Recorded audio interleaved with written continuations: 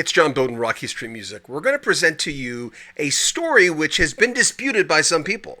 I don't know, as far as I know, it's a damn good story about how one big hit was made. One of this band's greatest hits, still getting played tons everywhere. There is not a classic rock station that doesn't play this song. Today we talk to Randy Bachman, Bachman-Turner Overdrive on Rock History Music.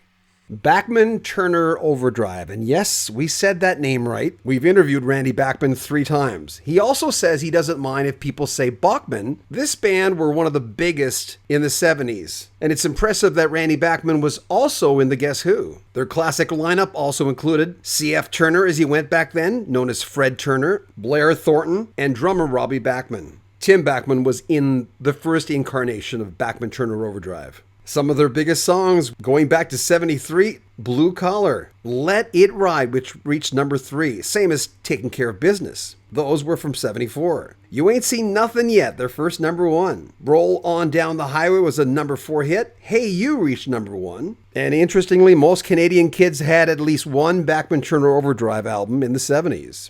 I don't know if you know Stu Ferguson from C-Fun days. Sure. I used to work at CFUN. I worked at CFUN for quite a few years. I actually still work in that building, at their building in downtown for Move 103. But Stu says, ask him about Daryl B., the CFUN studios, and Taking Care of Business. What happened? Well, I wanted to write this song way back in the 60s called White Collar Worker. It was about Stanley Greenberg, who was an engineer at Scepter Studios. We were signed to Scepter. Shaken Over was on Scepter Records. Scepter Records was owned by Florence Greenberg, who was a Jewish lady, very smart. She wrote Soldier Boy. She managed the Shirelles. Her and Paul Cantor managed Dionne Warwick and the Kingsman Louie Louie. When Shaken Over was on the charts, we went and did the Kingsman Louie Louie tour. We recorded at Scepter Records. The people who pitched us songs at Scepter were Ashford and Simpson. They were like black teenage kids who'd play hooky on Friday and come and play us songs. Bacharach and David, Burt Bacharach had just graduated from Juilliard. They're pitching us songs. We're saying, we don't do these kind of songs. These are black R&B, and you're like weird Juilliard pop. We're like a rock, prairie rock. We're like country rock from the prairies. And but Stanley Greenberg was her son, and he engineered our sessions. He was blind. So I said, how did this blind guy, how does he turns the knobs, he had great ears, obviously. And I said to him, why do you leave the studio every night at like 10 o'clock? He said, I take the train home. I said, what do you mean take the train home? Like in Winnipeg, you take a train to Grand Beach. You don't take a train home. You take a bus home. And he said, I can't afford to live in New York. Your mother owns a label in the studio. Yeah, but I'm on my own. Okay, where do you go? I go to Grand Central Station.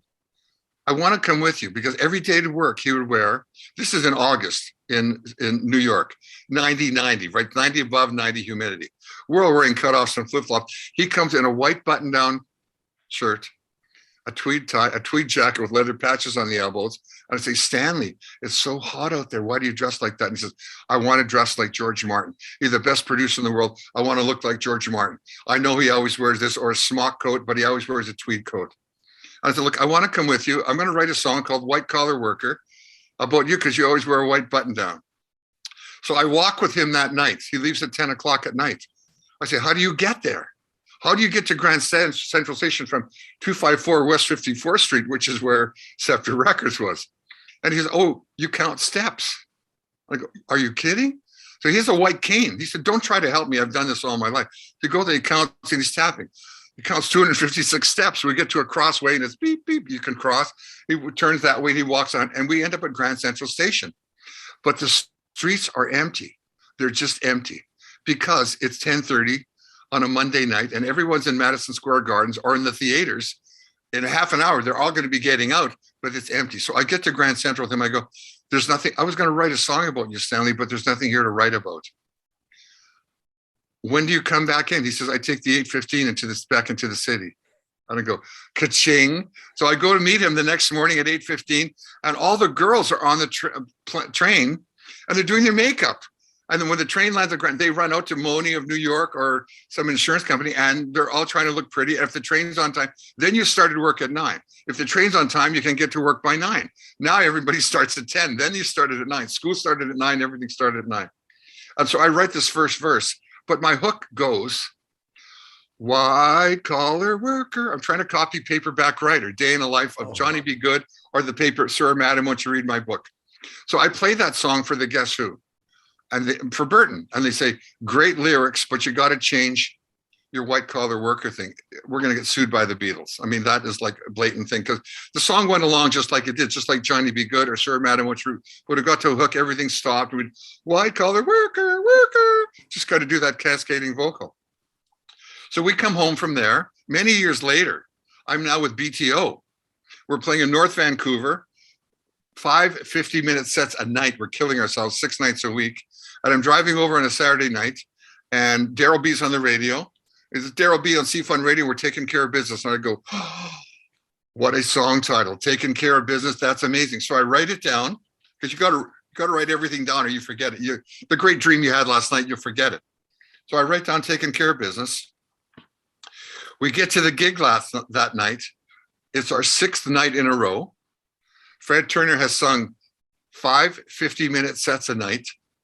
And halfway through the night, Saturday night, he comes and says, I can't sing anymore. You got to sing the last set. So he's saying, I can't sing anymore. You got to sing the last set. So all I sang was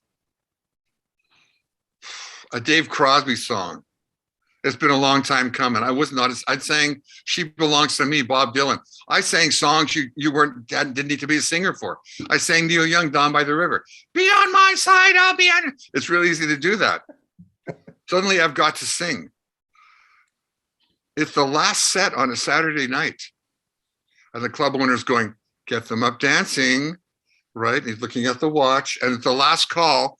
He wants everybody up dancing. They turn up the heat. They give you peanuts. You get thirsty. You buy more booze. They shut down. You stay and drink. The band plays. We get up to play.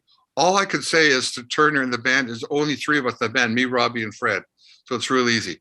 I say, just play an A, Fred. I'm going to do Oye Como Va, the Santana song, which is on the radio. We got to get them up dancing. And I don't know what I'm going to do next.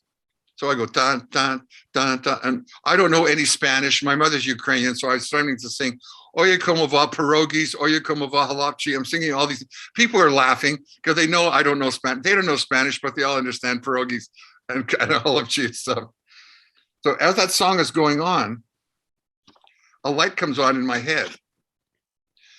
And it says, what are you going to do next? They're up dancing. The promoter's going like this, keep them going, like TV talk, keep them going. Another, not 20 minutes to go. And a light comes on in my head and says, now's your big chance for White Collar Worker. The Guess Who passed on it for 3 albums. Brave Belt passed on it for 2 albums. They passed on it for BTO 1. Now's your chance. I sing the verses. They get up in the morning from the alarm. When I get to the hook, I don't do the White Collar Worker. I just did what Daryl B said, taking care of business. And I go, wow, this fits, taking care of business. And I sing to the band, sing it, sing it. We get to it the next time, they sing it. I miraculously answer them every day, every way. It's all mine and working overtime. Boom. Unbelievable. Crowd goes crazy. We stop the song. They keep it going. They know we're making this up on stage. It's like when I made American Woman up on stage outside of Toronto. They sense this jam session going on that's coming from the gods somewhere. The gods of music are coming. And so we do that song. I go to sing it a couple of weeks later in the studio, and Fred says, I'm sick of you doing these bad Bob Dylan and pierogi songs. Why don't you just sing this song on the album and give me a real break? You'll be my pinch hitter, my pinch singer. So I sing it once on the record, period, once. And I figured, no big deal. I've got a sore throat. It's January, February. I'm in Seattle. It's bad. Who cares? It speeds up and slows down. I don't care. There's a knock at the door when we're all done. This is at Keith Smith Studios. And there's a guy there about 6 feet tall, frizzy hair, frizzy beard, wearing an army suit. And he's got 3 pizzas. And he said, you guys order pizza? And I say, no. Try down the hall. Steve Miller's in B. War's in Studio C. We're BTO, we're in 1. He comes back 5 minutes later. He said, yeah, I got rid of the pizza. I've been listening to this song, Taking Care of Business is playing. Listening to the song through the door. It sounds like it could use a piano. I said, yeah, I know Little Richard. I know Elton John. They're in LA right now at a big party. And he says, I'm a piano player. Give me a break. Give me a shot, please. And I go, come on. At 2 a.m, man, we've been here since noon. We're dead. Just one take. I give him one take. He plays it. He said, what should I play like? I said, play a mix of Elton John, Little Richard, and Dr. John. So when you hear the piano taking care of it, the first verse is like Dr. John. The second verse is like Little Richard. The third one is like, Elton John. He did one take and went home. I didn't even hear it back. We were so tired. We came in the next day. The head of our label, Charlie Fash, flew in and said, I want to hear the album. I said, you're a day early. We haven't even got it done. I said to the engineer, when you play him the album, this is BTO2, play him Let It Ride. I knew that was like a radio song. And then TCB was buried, second last track on the second side. And I said, take the piano down because we hadn't heard it back. So as he's playing the whole album, he gets to halfway through TCB, he pushes the piano up. And then comes the piano. And Charlie jumps out of his chair and goes, that's amazing. BTO with the piano, you're going to get Elton real estate. I said, what does that mean? You're going to get played on AM and FM. Elton's all over AM and FM. You're going to get real estate on Top 40 radio. That's what I want for you guys, Top 40 airplay. Let me hear the whole track. We play him the whole track. He goes nuts. He said, this is a real party record. Who played the piano? I say, I don't know. A guy who delivered pizza walked in and played the piano. He said, don't try to create a rock and roll myth, urban legend. Who played the piano? I said, Charlie, I have no idea. This guy came in, he looked like Fidel Castro. He delivered pizza. It was down the hall. We didn't even get the pizza. I don't even know the name of the pizza place. He says, you got to find out. The guy's got to be in the union. We got to get his permission. This record, you're going to be playing this song the rest of your life. Okay. I go down the hall. I ask Steve Miller and the guys in War, where'd you get the pizza from? Well, when you're in a studio and you go home, Tinkerbell comes in and cleans up. So all your Chinese food and your stuff is gone. You have a clean studio the next day. Nobody knows where the pizza came from. So I go to the girl at the front of the studio and I say, okay, here's the yellow pages. You start at Antonio's. I'll start halfway through at Mario's. Phone all the pizza places within 2 blocks of the studio and see if they delivered pizza here last night. I get lucky on about my third phone call because it's like The Simpsons. Hi, do you have a guy that looks like Fidel Castro with a big beard and an army suit? And it's like Moe's phoning Moe's bar, and then you hang up, right? Is Seymour Hair there? You hang up. He says, yes, we do have a guy like that. You mean the piano player? I said, yeah, he plays piano. What's his name? We can't give out an employee's name. Is he working today? Yes, at the end of the month. He works at the end of the month, delivers pizza. Other than that, he's playing piano. Send him down with a pizza, any pizza. We just want to meet him. He comes down. His name is Norman Durkee. That's the piano you hear on Takin Care of Business. I thought that was an urban legend. It is now. It's the legend. And when I played with Ringo Starr's All-Star Band in 95, we ended the tour at the Greek Theater in LA, and the rehearsal pianist for the LA Philharmonic was Norman Durkee. Same guy. It was amazing. So we did okay. Yeah. He also was Bette Midler's, Bette Midler's musical director on her first North American tour, way back in the 70s. Yeah. So he did okay. Do you have a belief in the afterlife? By the way, I ask every artist this. Like I ask every artist, Richie Furay, he lost a few people from Poco, and I talked to him 2 days later. He's a great interview, always really good. And, yeah, I think we all came from somewhere to school here, University of Earth, and we're going back. When you met someone, you never met him, you met him before. You met a woman, you go, this is amazing. You're my soulmate, or you're my soulmate. We must have met in the pre-life, and we'll meet again in the afterlife. No harm in believing that. It's a wonderful feeling of security. I came from here as a child. This is my school, my university. I got the University of the Guess Who, University of Hard Knock, University of BTO, the University of Denise, the University of Lorraine, your wives, your ex-wives, the University of my whatever. And I'm now educated. I know some stuff. I'm a better person. Yeah. And I'm going to go back and meet them. Yeah. Well said. Nothing wrong with believing that. No. It gives you when you hit the bottom, and everybody does, I hit it a couple of times, there's nowhere to go but up. And where do you look to go up? You look for a greater power, and you find it. You know it's there. Whether it's in you or outside of you, somehow it exists. So wherever it is, who knows what God looks like? Nobody knows. But everybody has their own version and vision, and that's good. That's what you cling to. Yeah. Like your good luck piece. It's a rabbit's foot or four-leaf clover, horseshoe, whatever that is. It is what it is. Mm-hmm.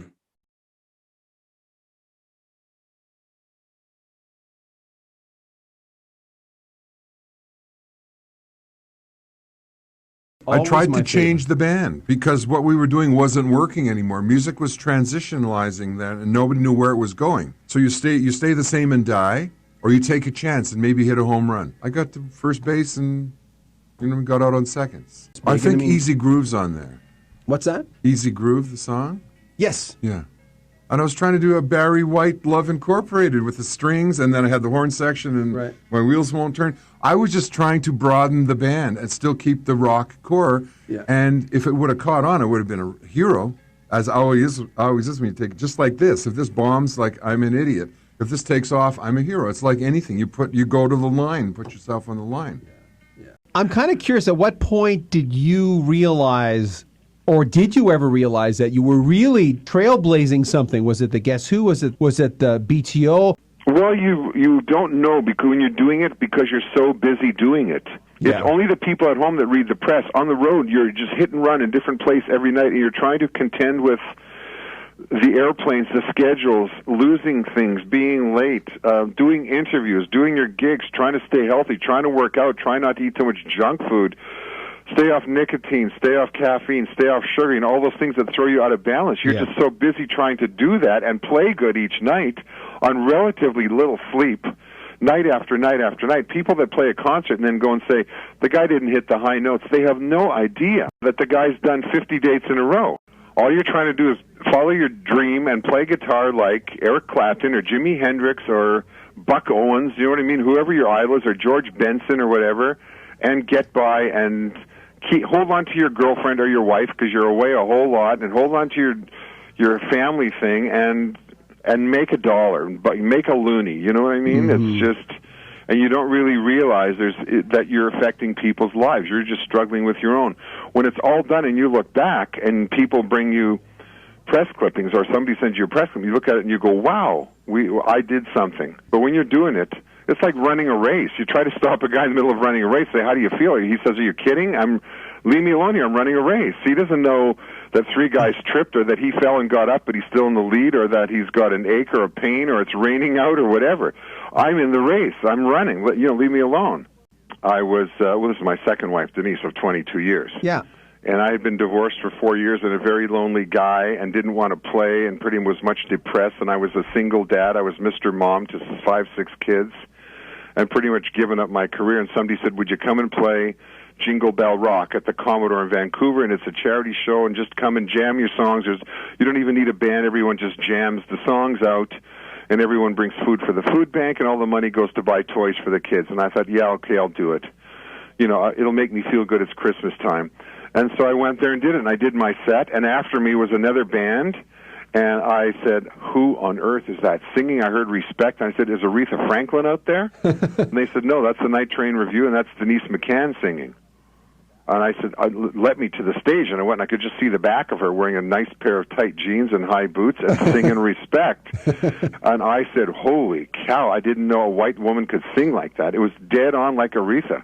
And after it was over, I met her and was kind of smitten, and then... Was she? Pursued her, and she had her own disco hits in the 70s, Tattoo Man and I Don't Want to Forget You, and a whole bunch of songs like that. And she's just an absolute phenomenal singer. She sings Let's Call It a Night on the album with me, and she co-wrote Sentimental Fool. And she'll probably do more stuff on the next album because I'm getting more into Lambert Hendricks Ross. We're going to do Cloudburst, if you know that song. Yeah. And her and I are just trying. I mean, that the middle of Cloudburst is so incredible, where John Hendricks does that. I want to tell you what you love. Here comes, that fast scatting. So we're just working on that. So I'm going to get her a little bit more in the next album. Then she's going to do her own jazz album. Well, I grew up playing violin. So from the age of about 5.5 or 6 till about 14, I played violin. All you play in a violin is melody. So hence, I'm a songwriter. You write a melody, right? I played classical violin. So it was very, very restricted and very strict. The Royal Conservatory of Music, you had to play the notes on the page, you had to stand properly, and you got examined once a year by a board of directors, and it was absolutely frightening and terrible. And I dreaded it. I remember reading you were second violin, then you became first violin, and Yeah, but it's not a fun thing. What my fun thing was watching the Tommy Hunter show on TV when King Ganem was on. He'd play fiddle. People would go crazy. They would dance to the fiddle rather than sit there and applaud like classical music. Yeah. Or the Don Messer Jubilee used to be on every Saturday night. I used to watch that, and Don Messer would play, and he had like 3 or 4 guys playing fiddle, and everyone would do this dance. And I wanted to play music people dance to. Never. No, when I... Were you a shy kid? Were you insecure then? Yeah, I was shy, but, most shy people become entertainers. Sure. They go on stage and turn into something else. And they get off stage and they're back to the gentle, mild-mannered Clark Kent. It's like a Superman Clark Kent thing. Yeah. And that's just the way it is. Remember, if you want to subscribe to the channel, we would love that. Make sure you click the bell notification so you don't miss any of our videos. Also, YouTube's been going crazy lately. The income is all over the place. That's why a lot of YouTubers are quitting, because it's so unstable. If you ever want to donate to the channel, if you want to, we'd love that. There's a PayPal link at the very top of the description. Also, we have a Patreon store. It would be a real nice Christmas present if you know someone who loves rock and roll, who loves classic rock, a Rock History Music t-shirt. There are links in the description. And you can also join our Patreon and get early access to our videos. So subscribe, like our videos, comment on them, and share them on social media. I'm John Bowden. This is Rock History Music. Take good care of yourself, and thanks for watching as usual.